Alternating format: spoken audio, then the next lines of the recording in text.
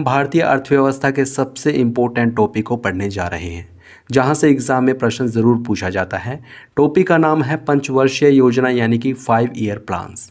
दोस्तों, चाहे आप किसी भी एग्ज़ाम की तैयारी कर रहे हों, यह वीडियो आपके लिए मोस्ट इम्पोर्टेंट होने वाली है, तो प्लीज़ आप इस वीडियो को पूरा ज़रूर देखें। चलिए शुरू करते हैं। आइए सबसे पहले पंचवर्षीय योजनाओं की बैकग्राउंड के बारे में जान लेते हैं। ये योजनाएं क्यों शुरू की गई थी और इसमें बजट को किस प्रकार से वितरित किया जाता था। पंचवर्षीय योजनाओं के अंतर्गत सरकार अगले 5 वर्षों के लिए आमदनी और खर्च की योजना बनाती थी, यानी कि अगले 5 वर्षों में कितना पैसा कमाया जाएगा, कितना खर्च किया जाएगा, ये योजना बनाई जाती थी पंचवर्षीय योजनाओं के अंतर्गत। और इन योजनाओं को ध्यान में रखते हुए केंद्र सरकार और राज्य सरकारों के बजट को 2 हिस्सों में बांट दिया जाता था, गैर योजना बजट और योजना बजट। गैर योजना बजट प्रति वर्ष दिनों दिन मदों पर खर्च किया जाता था, जबकि योजना बजट पंचवर्षीय योजनाओं में जो लक्ष्य निर्धारित किए गए हैं उन पर खर्च किया जाता था। वर्ष 1951 से लेकर 2017 तक भारतीय अर्थव्यवस्था का मॉडल पंचवर्षीय योजनाओं की अवधारणा पर आधारित था, यानी कि वर्ष 1951 से लेकर 2017 तक भारतीय अर्थव्यवस्था में पंचवर्षीय योजनाएं लागू की जाती थी। और ये योजनाएं किसके द्वारा तैयार की जाती थी? योजना आयोग के द्वारा। योजना आयोग की स्थापना 15 मार्च 1950 में की गई थी, पंडित जवाहरलाल नेहरू के शासनकाल में। लेकिन वर्ष 2015 में योजना आयोग के स्थान पर नीति आयोग की स्थापना की गई थी। नीति आयोग की स्थापना 1 जनवरी 2015 में की गई थी योजना आयोग के स्थान पर। इसके अध्यक्ष देश के प्रधानमंत्री नरेंद्र मोदी हैं, उपाध्यक्ष सुमन बेरी हैं और सीईओ परमेश्वर अय्यर हैं। आप ये बातें भी ज़रूर याद रखें, यहाँ से भी एग्जाम में प्रश्न बनते हैं। अब आइए प्रत्येक योजना से संबंधित महत्वपूर्ण तथ्यों के बारे में जान लेते हैं। प्रथम, पंचवर्षीय योजना। इसका कार्यकाल वर्ष 1951 से लेकर 56 तक रहा और इसे भारत के प्रथम प्रधानमंत्री जवाहरलाल नेहरू ने भारतीय संसद में प्रस्तुत किया था। तो हमें ज़रूर याद रखना है, पहली पंचवर्षीय योजना किसके शासनकाल में पेश की गई थी? भारत के पहले प्रधानमंत्री पंडित जवाहरलाल नेहरू के शासनकाल में। यह योजना हेरोल्ड डोमर मॉडल पर आधारित थी। क्या था ये मॉडल? इसमें कहा गया था कि आर्थिक विकास के लिए निवेश एक महत्वपूर्ण तत्व है, यानी कि अगर अर्थव्यवस्था का विकास करना है, अर्थव्यवस्था को आगे बढ़ाना है, तो निवेश बहुत ही ज़्यादा ज़रूरी है। और ये निवेश भारतीयों के द्वारा भी किया जा सकता है या फिर विदेशियों के द्वारा भी। निवेश की ज़रूरत क्यों है? निवेश किस प्रकार से भारतीय अर्थव्यवस्था को आगे ले जा सकता था? देखिए, अगर निवेश आएगा तो प्रोडक्शन ज़्यादा से ज़्यादा किया जाएगा, क्योंकि जब इंडस्ट्री के पास पैसा होगा तो प्रोडक्शन भी बढ़ेगा और उस प्रोडक्शन को हम विदेशों में भी एक्सपोर्ट कर सकते हैं, जिससे कि भारतीय अर्थव्यवस्था तरक्की करेगी। तो ये था हेरोल्ड डोमर मॉडल। इसमें मुख्य रूप से कृषि क्षेत्र पर ध्यान केंद्रित किया गया था। प्रथम पंचवर्षीय योजना में लक्षित वृद्धि दर 2.1% थी, जबकि विकास दर 3.6% रही। अर्थात जो लक्ष्य हमने निर्धारित किया था वो हमने अचीव किया था। ये योजना सफल रही थी। इसी योजना में सामुदायिक विकास कार्यक्रम की शुरुआत की गई थी। वर्ष 1952 में राष्ट्रीय प्रसारण सेवा योजना स्थापित की गई थी और साथ ही साथ कुछ अन्य सिंचाई योजना भी शुरू की गई थी, जैसे कि भाखड़ा नागल व्यास परियोजना और दामोदर नदी घाटी परियोजना। जो भाखड़ा नागल परियोजना है इसे सतलुज नदी पर बनाया गया है पंजाब में। व्यास परियोजना को व्यास नदी पर बनाया गया है और इस परियोजना से पंजाब, हरियाणा और राजस्थान, इन 3 जिलों को लाभ मिलता है। दामोदर नदी घाटी परियोजना, जो कि स्वतंत्र भारत की पहली बहुउद्देशीय नदी घाटी परियोजना है, इससे झारखंड और पश्चिम बंगाल को लाभ मिलता है।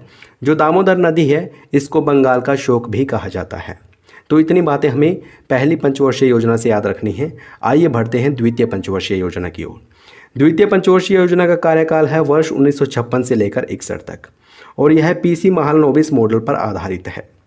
पीसी महालनोबिस, जो कि भारत के बहुत ही बड़े अर्थशास्त्री थे, इनके द्वारा एक मॉडल दिया गया था जिसको बोला गया पीसी महालनोबिस मॉडल। जो पीसी महालनोबिस मॉडल था, इसमें कहा गया था कि रोजगार से उपभोक्ता वस्तुओं के इस्तेमाल में बढ़ावा होगा और देश तरक्की करेगा। अगर रोजगार ज़्यादा होगा तो लोगों के पास पैसा होगा, जिससे कि वो अधिक वस्तुएं कंज्यूम कर पाएंगे, यानी कि उपभोक्ता वस्तुओं के इस्तेमाल में वृद्धि होगी और इससे भारतीय अर्थव्यवस्था का विकास होगा।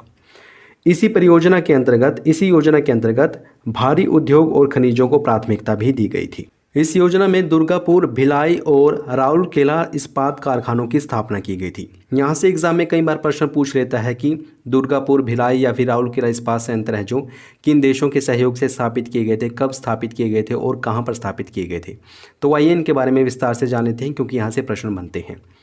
राउरकेला स्टील प्लांट है जो, इसकी स्थापना वर्ष 1959 में की गई थी। जर्मनी के सहयोग से ओडिशा के सुंदरगढ़ जिले में इसे स्थापित किया गया था। वर्ष 1959 में ही भिलाई इस्पात संयंत्र की स्थापना की गई थी छत्तीसगढ़ के दुर्ग जिले में। रूस के सहयोग से इसे स्थापित किया गया था। और दुर्गापुर स्टील प्लांट है जो, इसे पश्चिम बंगाल में स्थापित किया गया था वर्ष 1962 में यूनाइटेड किंगडम के सहयोग से। एक और स्टील प्लांट है बोकारो स्टील प्लांट, लेकिन इसे द्वितीय पंचवर्षीय योजना के दौरान स्थापित नहीं किया गया था। बोकारो स्टील प्लांट झारखंड में स्थापित किया गया था वर्ष 1964 में रूस के सहयोग से। तो ये सभी आपको ज़रूर याद रखने हैं, यहाँ से एग्जाम में बहुत बार प्रश्न बने हैं। द्वितीय पंचवर्षीय योजना में लक्षित वृद्धि दर 4.5% थी, लेकिन वास्तविक विकास दर 4.27% रही, यानी कि ये योजना सफल नहीं हो पाई। आइए बढ़ते हैं तृतीय पंचवर्षीय योजना की ओर। इसका कार्यकाल वर्ष 1961 से लेकर 66 तक था और इस परियोजना में या इस योजना में कृषि और गेहूं के उत्पादन में सुधार पर ध्यान केंद्रित किया गया था, यानी कि इस योजना में भी कृषि पर ध्यान दिया गया था। और यह योजना सुखमय चक्रवर्ती के प्लानिंग मॉडल पर आधारित थी। इस योजना में लक्षित वृद्धि दर 5.6% थी, जबकि वास्तविक विकास दर केवल 2.4% रही, यानी कि ये योजना बुरी तरीके से असफल रही थी। इसकी विफलता के कई कारण थे, जैसे कि भारत चीन युद्ध 1962, भारत पाकिस्तान युद्ध 1965 और वर्ष 1965-66 का सूखा। इन्हीं सब कारणों की वजह से तृतीय पंचवर्षीय योजना सफल नहीं हो पाई और इसकी विफलता के कारण ही सरकार द्वारा वर्ष 1966 से लेकर 69 तक प्रथम योजना अवकाश घोषित किया गया। तो हमें ज़रूर याद रखना है, पहला योजना अवकाश कब घोषित किया गया था? वर्ष 1966 से लेकर 69 तक। आइए बढ़ते हैं आगे, जान लेते हैं चतुर्थ पंचवर्षीय योजना के बारे में। इसका कार्यकाल वर्ष 1969 से लेकर 74 तक है और इसे प्रधानमंत्री इंदिरा गांधी के कार्यकाल के दौरान पेश किया गया था। इस योजना में गाडगिल फार्मूले के आधार पर स्थिरता के साथ विकास और आत्मनिर्भरता की दिशा में प्रगति पर जोर दिया गया था। जो गाडगिल फार्मूला है ये DR गाडगिल के द्वारा पेश किया गया था। इस फार्मूले में कहा गया कि 3 राज्यों असम, नागालैंड और जम्मू कश्मीर, इन 3 राज्यों को विशेष श्रेणी के राज्यों का दर्जा दिया गया और ये बोला गया कि विशेष श्रेणी के राज्यों की आवश्यकताओं को पूरा करने के बाद जो संसाधन बचेंगे उनमें से 60% जनसंख्या के आधार पर वितरित किए जाएंगे, 25% राज्य की प्रति व्यक्ति आय के आधार पर वितरित किए जाएंगे, 7.5% राजकोषीय प्रदर्शन के आधार पर और 7.5% इन राज्यों की विशेष परिस्थितियों के आधार पर वितरित किए जाएंगे। ये था गाडगिल फार्मूला। लेकिन जो चौथी पंचवर्षीय योजना थी यह ओपन कंसिस्टेंसी मॉडल पर आधारित थी, जो कि अशोक रुद्र और एलन एस माने के द्वारा पेश किया गया था, तैयार किया गया था। इस योजना में हरित क्रांति ने कृषि को काफ़ी ज़्यादा बढ़ावा दिया था। हरित क्रांति की शुरुआत वर्ष 1960 के दशक में नॉर्मन बोरलॉग द्वारा की गई थी और इसीलिए नॉर्मन बोरलॉग को विश्व में हरित क्रांति का जनक कहा जाता है। लेकिन भारत में इस क्रांति का जनक या फिर इस क्रांति का नेतृत्व किया था MS स्वामीनाथन ने। आप इन दोनों फैक्ट को याद रखें, ये भी एग्जाम में पूछे गए हैं। इसी योजना में वर्ष 1969 में 14 बैंकों का राष्ट्रीयकरण किया गया था और इस योजना की लक्षित वृद्धि दर 5.6% थी, लेकिन वास्तविक वृद्धि दर 3.6% रही, अर्थात ये योजना सफल नहीं हो पाई थी। आइए बढ़ते हैं अगली पंचवर्षीय योजना की ओर, 5वीं पंचवर्षीय योजना। इसका कार्यकाल 1974 से लेकर 78 तक रहा, यानी कि ये योजना 4 वर्षों तक लागू की गई थी। 5वें वर्ष इसको खारिज कर दिया गया था। किसके द्वारा किया गया था ये हम आगे पढ़ेंगे। इसने रोजगार बढ़ाने और गरीबी हटाने पर जोर दिया था और इसी योजना में न्यूनतम आवश्यक कार्यक्रम 1974 में शुरू किया गया, काम के बदले अनाज कार्यक्रम शुरू किया गया और साथ ही साथ अंत्योदय योजना शुरू की गई वर्ष 1977 में। अंत्योदय अर्थात जो अंत में है उसका उदय करना। अंत में कौन है? गरीब है, यानी कि गरीबों के विकास के लिए, गरीबों के उदय के लिए अंत्योदय योजना शुरू की गई थी वर्ष 1977-78 में। वर्ष 1978 में मोरारजी देसाई की सरकार आई थी और उन्होंने आते ही 5वीं पंचवर्षीय योजना को खारिज कर दिया।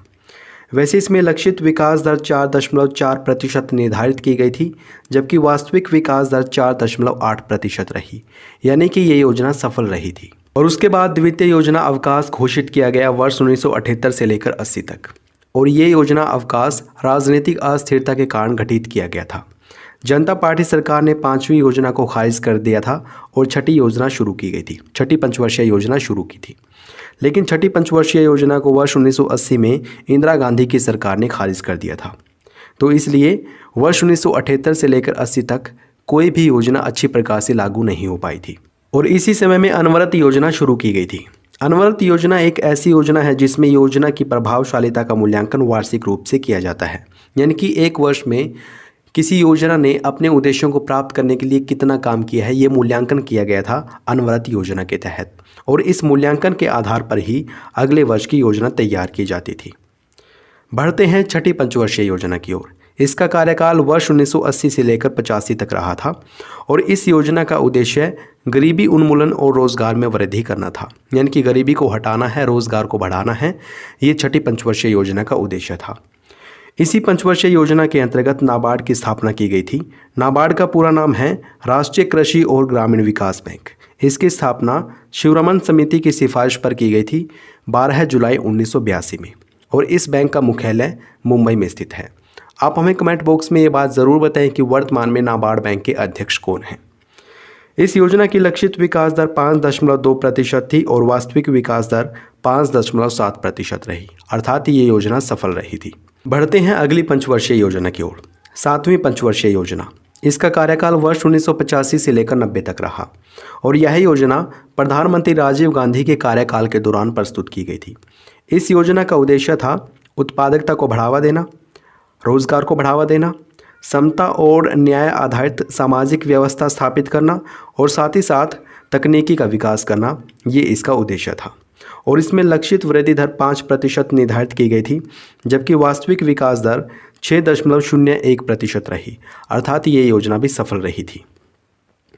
आठवीं पंचवर्षीय योजना। इसका कार्यकाल वर्ष 1992 से लेकर 97 तक था और इसका प्रमुख उद्देश्य था सर्वांगीण मानव विकास और इसी योजना के दौरान प्रधानमंत्री रोजगार योजना की शुरुआत की गई थी और इसी योजना में 1 जनवरी 1995 में भारत ने विश्व व्यापार संगठन यानी कि WTO की सदस्यता ग्रहण की थी। WTO जिसका पूरा नाम है वर्ल्ड ट्रेड ऑर्गेनाइजेशन अर्थात विश्व व्यापार संगठन, इसकी स्थापना 1 जनवरी 1995 में की गई थी और इसका मुख्यालय जिनेवा स्विट्जरलैंड में स्थित है।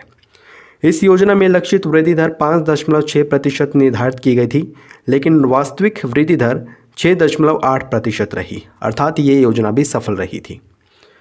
आगे बढ़ते हैं, जान लेते हैं 9वीं पंचवर्षीय योजना के बारे में। इसका कार्यकाल वर्ष 1997 से लेकर 2002 तक रहा और इसमें सर्वोच्च प्राथमिकता सामाजिक न्याय और समानता के साथ विकास को दी गई थी। इसमें लक्षित विकास दर 7.1% थी, जबकि वास्तविक विकास दर 6.8% रही थी, यानी कि ये योजना अपने लक्ष्य को प्राप्त नहीं कर पाई, अर्थात ये योजना असफल रही। आइए बढ़ते हैं अगली योजना की ओर। 10वीं पंचवर्षीय योजना। इसका कार्यकाल वर्ष 2002 से लेकर 7 तक था और इसका प्रमुख उद्देश्य था गरीबी और बेरोजगारी को कम करना, समाप्त करना और इसी योजना में ये कहा गया कि गरीबी को 50% तक कम किया जाएगा और साथ ही साथ 80 मिलियन लोगों को रोज़गार प्रोवाइड करवाया जाएगा। इसमें लक्षित विकास दर 8.1% थी, जबकि वास्तविक विकास दर 7.6% रही, यानी कि ये योजना भी अपने लक्ष्य को प्राप्त नहीं कर पाई, अर्थात ये योजना भी विफल रही। आइए बढ़ते हैं अगली पंचवर्षीय योजना की ओर। ये भी काफ़ी ज़्यादा महत्वपूर्ण पंचवर्षीय योजना है। 11वीं पंचवर्षीय योजना। इसका कार्यकाल 2007 से लेकर 2012 तक था और इसमें लक्ष्य निर्धारित किया गया था तीव्रता और समावेशी विकास का। तीव्रता का मतलब जल्दी से विकास करना है और समावेशी विकास करना है। समावेशी विकास एक ऐसा विकास है जिसमें रोज़गार को बढ़ावा दिया जाता है और गरीबी को कम किया जाता है और इसी योजना के अंतर्गत शिक्षा पर काफ़ी ज़्यादा जोर दिया गया था। वर्ष 2009 में शिक्षा के अधिकार अधिनियम को प्रस्तुत किया गया था और 2010 में इस अधिनियम को लागू किया गया। इसमें कहा गया कि 6 से लेकर 14 वर्ष की आयु के बच्चों के लिए शिक्षा को निःशुल्क और अनिवार्य कर दिया जाएगा। तो हमें ज़रूर याद रखना है, शिक्षा का अधिकार अधिनियम 2009 कब लागू किया गया था? 2010 में। और किस योजना के दौरान? 10 में लागू किया गया था ना, 10 में 1 जोड़ दो 11 है, यानी कि 11वीं पंचवर्षीय योजना के दौरान शिक्षा का अधिकार अधिनियम 2009 लागू किया गया था। आइए बढ़ते हैं आगे। इसमें लक्षित वृद्धि दर 9% निर्धारित की गई थी, लेकिन वास्तविक विकास दर 8% रही, अर्थात ये योजना असफल रही थी। 12वीं पंचवर्षीय योजना। इसका कार्यकाल 2012 से लेकर 17 तक था और इसका मुख्य उद्देश्य तीव्रता, अधिक समावेशी और धारणीय विकास करना था। तीव्रता यानी कि जल्दी से विकास करना है, और समावेशी विकास करना है अर्थात रोजगार को बढ़ावा देना है, गरीबी को कम करना है। धारणीय विकास का मतलब क्या है?